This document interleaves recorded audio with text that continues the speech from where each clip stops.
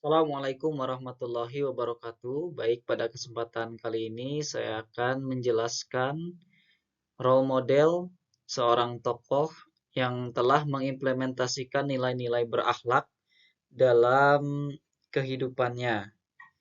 Tokoh yang saya ambil adalah Presiden Republik Indonesia keempat, yakni Bapak Kiai Haji Abdurrahman Wahid, atau yang lebih dikenal dengan sebutan atau sapaan Gus Dur.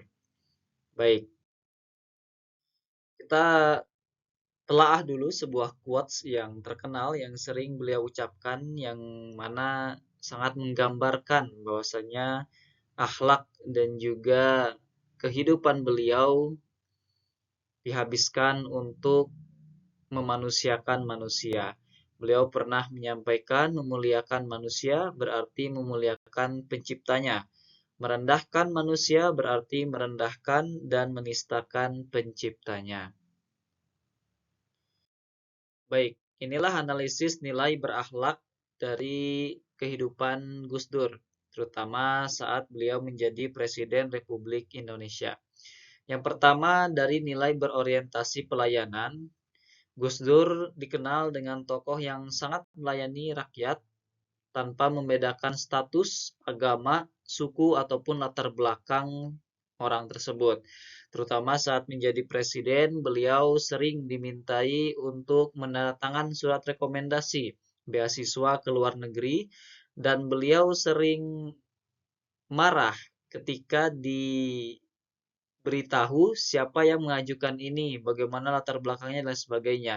Beliau justru tidak menghiraukan hal tersebut. Beliau selama niatnya baik maka beliau akan tanda tangan tanpa melihat orang itu dia kenal atau tidak. Yang kedua adalah akuntabel, di mana Gus Dur sering menolak penyalahgunaan kekuasaan. Bahkan di akhir masa jabatannya, beliau memilih mundur demi menghindari konflik dan potensi kekerasan yang akan terjadi. Ini menunjukkan tanggung jawab dan integritas tinggi dari seorang Gus Dur. Bahkan beliau menyampaikan dalam quotes-nya yang terkenal, tidak ada jabatan yang perlu dipertahankan mati-matian. Kita tahu saat proses pelengseran Gus Dur dari Presiden Republik Indonesia, sudah banyak rakyat-rakyat Indonesia yang terutama dari kalangan Nahdliyin itu siap memperjuangkan, mempertahankan Gus Dur sebagai presiden. Namun Gus Dur dengan santainya memilih mundur dari jabatan tersebut daripada Indonesia mengalami tumpah darah ataupun mengalami perseteruan konflik yang berkepanjangan. Sehingga beliau juga menyampaikan yang lebih penting dari politik adalah kemanusiaan. Yang ketiga dari nilai berakhlak yaitu kompeten. Gus Dur dikenal sebagai intelektual pluralis, menguasai banyak bidang terutama agama, budaya, politik, dan sosiologi. Ia pun termasuk antropolog dan penulis biografi NU modern, di mana sampai saat ini melalui jaringan Gus Durian banyak diskusi-diskusi di kalangan mahasiswa dan juga masyarakat tentang bagaimana pola pikir dan juga progresif berpikir dari seorang Gus Dur yang masih intelektualitasnya masih dibahas dan didiskusikan dalam forum-forum diskusi sampai saat ini. Yang keempat adalah harmonis. Sepanjang hidupnya Gus Dur menjunjung tinggi kemanusiaan.